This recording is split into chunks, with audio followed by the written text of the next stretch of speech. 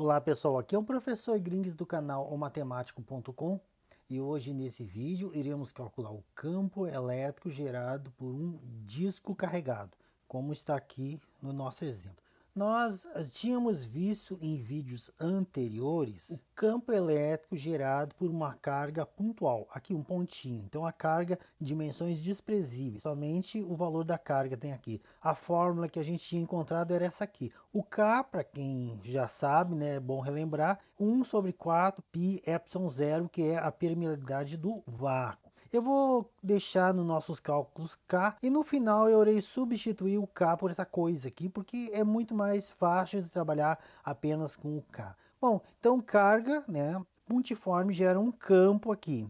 Posteriormente, nós calculamos o valor do campo elétrico gerado por um anel. Então, um anel carregado, aqui está. E a fórmula que a gente encontrou foi esta aqui. Nós iremos talvez usar essa fórmula para o cálculo de um disco. A diferença do disco para o anel é que o anel é apenas um anel mesmo. Já o disco é uma placa maciça totalmente carregada, conforme podemos visualizar aqui. Na verdade, a carga está distribuída de forma contínua, homogênea, igualmente em cada centímetro ou milímetro aqui, como queiram falar. O importante é ressaltar que a gente vai ter que usar a forma do cálculo do anel, porque esse disco não deixa de ser vários anéis, um pouquinho maior que o outro. E é essa forma então que a gente vai usar para calcular. Vamos calcular usando o resultado do vídeo anterior. Então, conforme vocês podem comparar, temos um anel e aqui vários anéis, infinitos anéis, e cada um desses anéis vai dar a contribuição. A partir desta forma, então,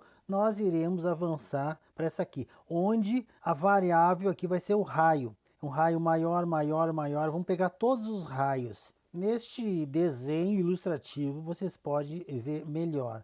Eu fiz aqui alguns círculos para vocês verem, né, o que eu estou dizendo. Então, isso é um anel, isso aqui é um anel menor, isso aqui é um anel maior, e desta forma eu vou somar todas as contribuições dos anéis, dos infinitos anéis, nesse ponto aqui.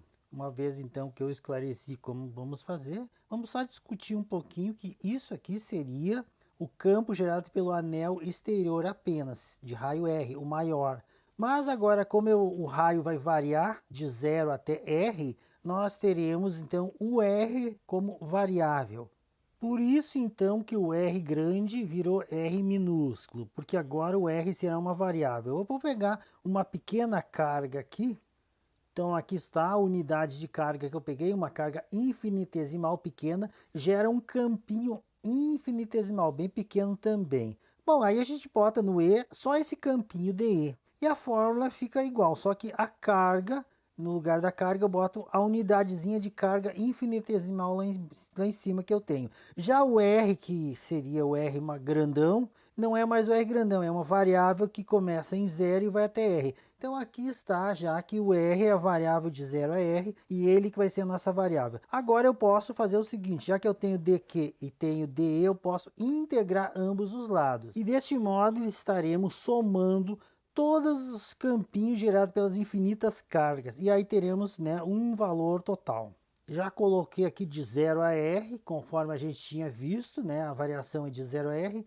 E agora temos um problema, de 0 a R é uma dimensão física, e o dq não é uma dimensão física, é uma quantidade, uma quantificação de carga, e não dimensão física. Temos que fazer o Rzinho aparecer aqui, esse R, no lugar do dq. E para isso a gente tem que se lembrar de algumas coisas. Lembrando que densidade superficial, essa é a letrinha que eu vou usar, é carga dividido por área, ou seja, coulomb por metro quadrado. Só que no nosso caso a carga é uma carga muito pequena e a areazinha, porque agora nós estamos trabalhando com um disco, então a unidade de superfície é dA, um pedacinho de área.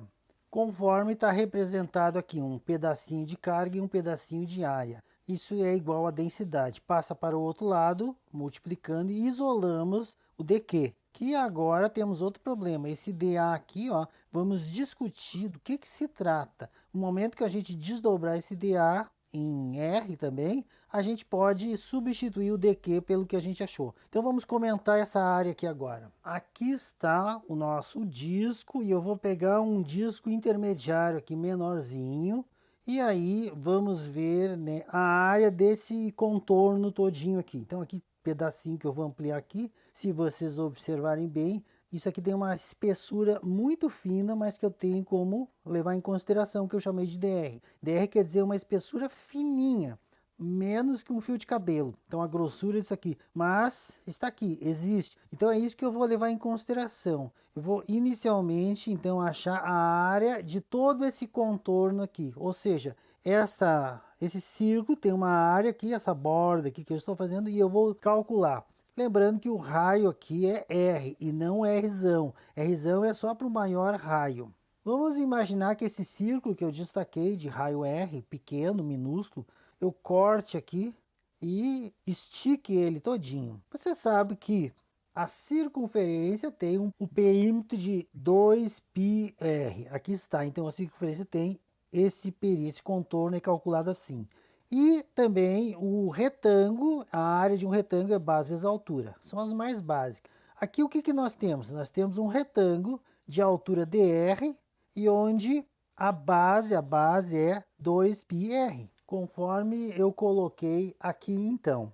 E aí a área desse retângulo é base vezes altura. 2πr, que é a base, vezes a altura, que é o dr. Pronto. Calculamos, ou pelo menos expressamos a área, né, desse contorno aqui, que é esse barbante aqui, em função de R, do raio. Já temos então a área transformada em alguma coisa em função do raio. Estamos chegando lá.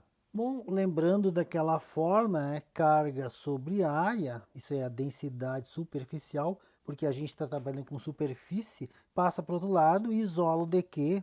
E finalmente o dA está aqui, que eu acabei de achar. Substitui, e é isso que a gente vai levar lá para a nossa fórmula, trocando dq pelo dr. Então, trocando isso aqui, que a gente já achou, substituindo por aquilo que a gente já encontrou. E aqui estamos então, a substituição, só que eu posso passar muita coisa para fora, o K, o X, a densidade, o 2π, tudo é constante. Passando tudo isso para fora, o que nós encontramos? Ficamos com isso aqui. Temos que agora integrar aquela coisa que tem apenas a variável r, porque a gente tinha visto que o r é a nossa variável, que varia de 0 até r, também vimos isso. Esta função aqui que eu tenho para integrar, eu vou passar para cima, porque ela me lembra alguma coisa que a gente já viu. Isso aqui, ó. Ela lembra u elevado a p. Quando eu passo aqui para cima, u elevado a p du. Se nós destacarmos e compararmos que o u é isso aqui, ó, e o p é o menos 3 sobre 2, temos que ver se o du está em dia ali.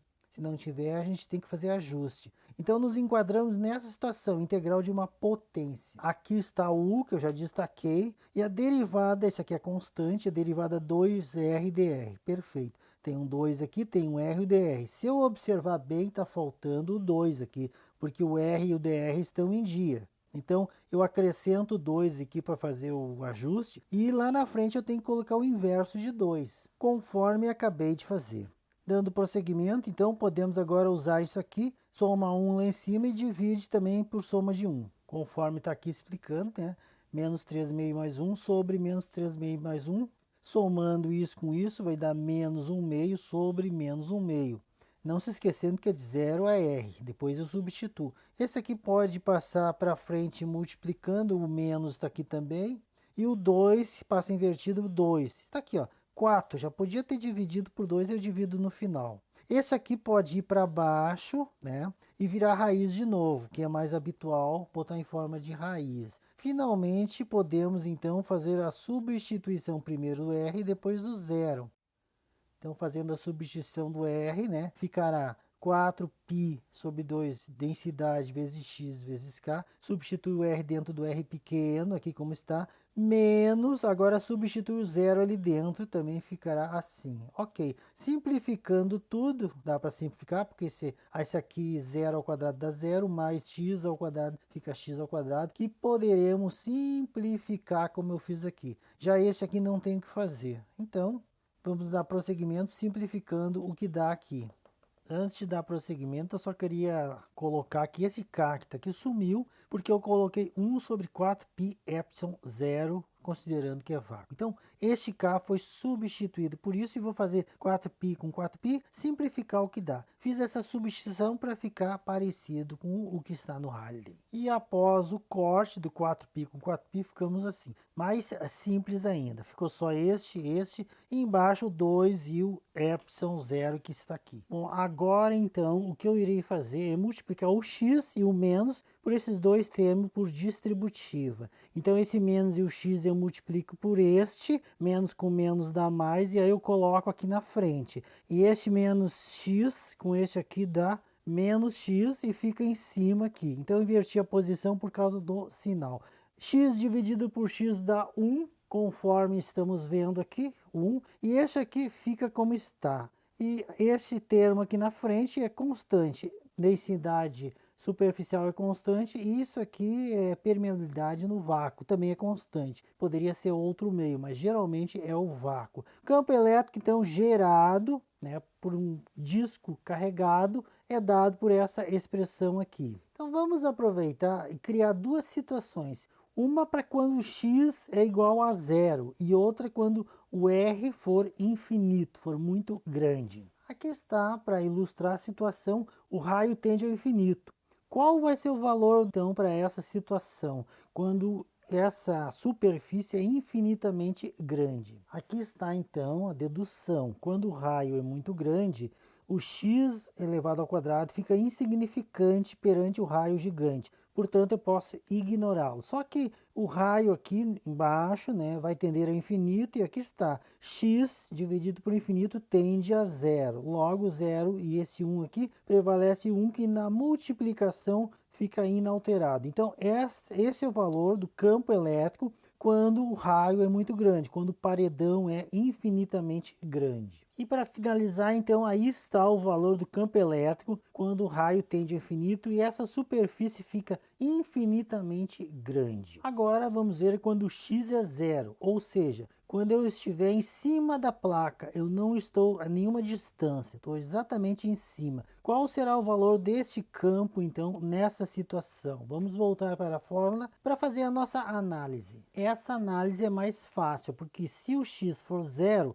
pouco importa o que dá abaixo, né? Porque aqui vai ser zero mais alguma coisa, o resultado vai ser zero e aqui está o zero. Então, novamente, 1 menos 0 fica 1 e na multiplicação 1 é neutro. Logo, o que nós teremos vai ser densidade sobre 2 epsilon 0. Então, esta é a resposta para quando eu estiver em cima da placa. Então, repare bem que tanto para x igual a zero, o campo vai ser este aqui, como quando o raio tende ao infinito e eu vou ter um paredão, é o mesmo valor. Então, o campo elétrico será o mesmo valor tanto para quando o raio tende ao infinito, como para x igual a zero e eu estou em cima da placa. O mesmo valor para os dois. Bom, então com isso eu encerro o vídeo, lembrando que toda semana novas videoaulas estão sendo postadas, portanto inscreva-se no canal para ficar bem informado. Não se esqueça de acionar o sininho. Se gostou do vídeo, clique no positivo, divulgue nas redes sociais, comunique seu professor. A gente se encontra no próximo vídeo.